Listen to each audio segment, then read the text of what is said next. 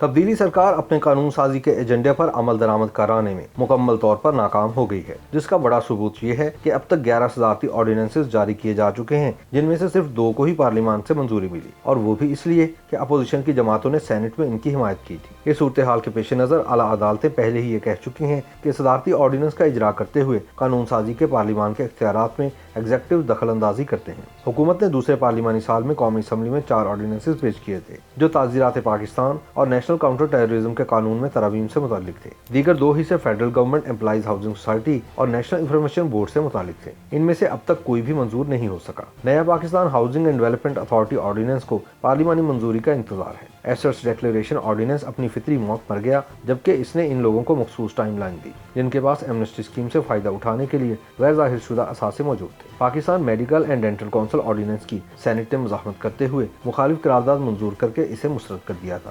Federal public service commission ordinance اور Pakistan electronic media regulatory authority ترمیمی ordinance کا فیصلہ ہونا بھی واقعی ہے۔ قومی اسمبلی کی قائمہ کمیٹی برائے کابینہ نے حال ہی میں نیا پاکستان ہاؤسنگ اور ایف پی ایس سی سے متعلق بلوں کو کلیئر کیا ہے۔ اس کے علاوہ حکومت نے پہلے پارلیمانی سال کے دوران 19 بلز قومی اسمبلی میں پیش کیے، جبکہ اسی سال کے دوران اس نے 6 اور بلز متعارف کرائے۔ قومی اسمبلی نے 25 میں سے صرف 3 بلز اس وجہ سے منظور کیے کیونکہ وفاقی بجٹ سے نمٹنے کے لیے انہیں سینٹ بھیجنے کی ضرورت نہیں تھی۔ سینٹ کے پاس کسی بھی قانون سازی کے بزنس کو منظور یا مسترد کرنے کے اختیارات نہیں جن کا پیسوں کے معاملات سے کچھ لینا ہو۔ سینٹ کے پاس ایسی کسی بھی قانون سازی کے بزنس کو منظور یا مسترد کرنے کے اختیارات نہیں جن کا پیسوں کے معاملات سے کچھ لینا دینا ہو۔ ان بلوں میں سے چند اہم معاملات سے متعلق بلز جیسے کہ باہمی قانونی مدد، مخبر کی حفاظت اور ویجیلنس کمیشن وغیرہ کی منظوری بھی التوا کا شکار ہیں۔